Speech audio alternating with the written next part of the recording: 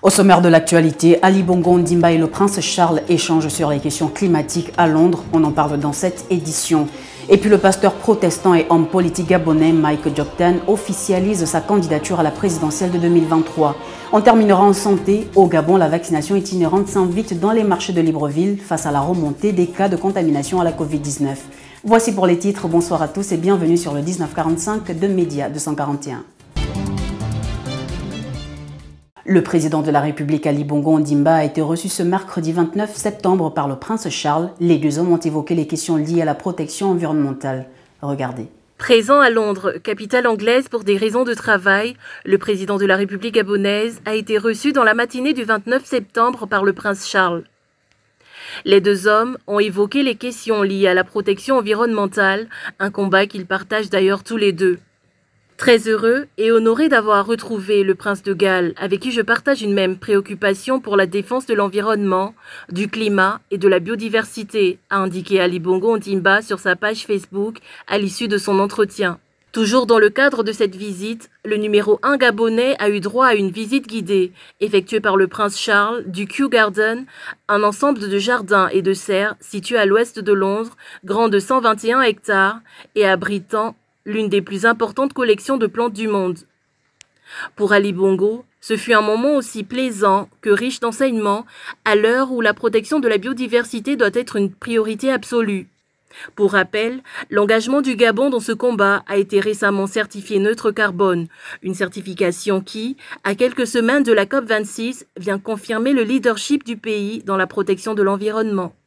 Le président leader du Gabon nouveau, Mike Dioptan, va officiellement répondre à l'appel des militants de son parti de se porter candidat à l'élection présidentielle de 2023. L'annonce a été faite via un communiqué du parti rendu public. Le président leader Mike Dioptan, désormais investi par le parti, fera la déclaration solennelle de sa candidature à l'élection présidentielle de 2023 dans le cadre d'une tournée à Port-Gentil. Événement prévu du 7 au 17 octobre 2021, souligne le dit communiqué. Ces intentions seront donc clarifiées à Port-Gentil dans les prochaines semaines. Nous y reviendrons dans nos prochaines éditions également. On referme cette édition en santé. La mairie de Libreville s'est alliée au ministère de la Santé pour rendre effective la deuxième phase de vaccination itinérante dans les sites à forte densité humaine. La première phase de cette initiative avait déjà permis de vacciner plus de 2500 volontaires en seulement 3 jours. On regarde ce reportage avec le récit de Sabrina Messi. Face à la remontée des cas de contamination à la Covid-19 au Gabon, la vaccination apparaît plus que jamais comme l'arme la plus efficace pour freiner son évolution. C'est dans ce contexte que la mairie de Libreville s'est alliée au ministère de la Santé pour rendre effective la deuxième vague de vaccination itinérante dans les sites à forte densité humaine. 3 sites ont principalement été retenus pour le lancement de cette deuxième phase. Il s'agit de Rio, Charbonnage et du marché de Montbouet, avant de s'étendre aux autres villes du Gabon. Le ministre de la Santé, qui effectuait pour l'occasion une visite des différents sites, s'est réjoui du fort engouement de la population dans les différents sites avec un peu plus de 480 vaccins administrés au total. Comme vous le savez, le Premier ministre chef du gouvernement, Madame Rose Christiane Osuka Raponda, nous a demandé d'aller dans les marchés, dans des quartiers, dans des arrondissements pour que toute la population gabonaise soit vaccinée contre la Covid-19. Pour rappel, au cours du lancement de la première phase, les caravanes itinérantes avaient permis d'enrôler un peu plus de 2500 volontaires en seulement 3 jours, repartis sur les sites de Malibé, Carrefour Sniovindo, Minzoubé et le rond-point de Nzengayon et du PK12.